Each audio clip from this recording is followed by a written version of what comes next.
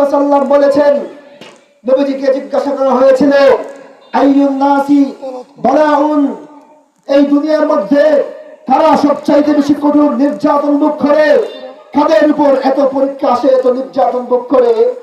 তখন আল্লাহর নবীজি বললেন ফাকালাল আম্বিয়া সুম্মাল আমসালু ফাল আমসাল।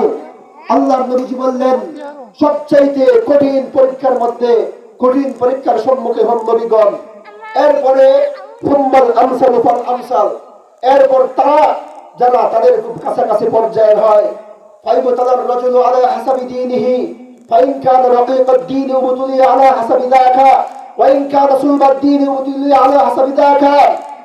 আল্লাহর নবীজি সাল্লাল্লাহু আলাইহি ওয়াসাল্লাম বলেছেন, যারা দিন পালনে খুব কঠোর হয়, যারা যেখানে গান বাদ্য বাজনা হয় ওখানে গানের বিরুদ্ধে কথা বলে, যেখানে সুদখোরের আড্ডাখানা ওখানে সুদের বিরুদ্ধে কথা বলে, যেখানে বেশ্যাখানা ওখানে বেশ্যাখানার বিরুদ্ধে কথা বলে, যেখানে মদ পান করা হয় মদকদের বিরুদ্ধে কথা বলে, যেখানে গাঁজাখোরের আড্ডাখানা যে সমাজের মধ্যে ওই গাঁজাখোরের বিরুদ্ধে কথা বলে, অর্থাৎ ইসলামকে পরিপূর্ণ ইসলাম কায়েম করতে চায়, ইসলাম পালনে দিন পালনে পরিপূর্ণ সচেতন, খুব কঠোর, ওদেরই খুব কঠিন পরীক্ষা হয়, ওনাদেরই কি কারারুদ্ধ করে, ওনাদের কি জেলের মধ্যে যেতে হয়।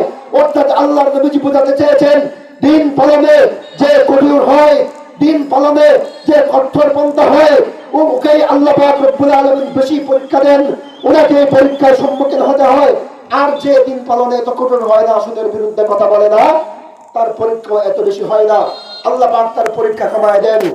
মুহতারাম হাজরিন, বলছিলাম এই জমিনের মধ্যে দিন কায়েম করা, আজ তাকিয়ে দেখো এই জমিন জাহালাতের জমিন হয়ে গিয়েছে।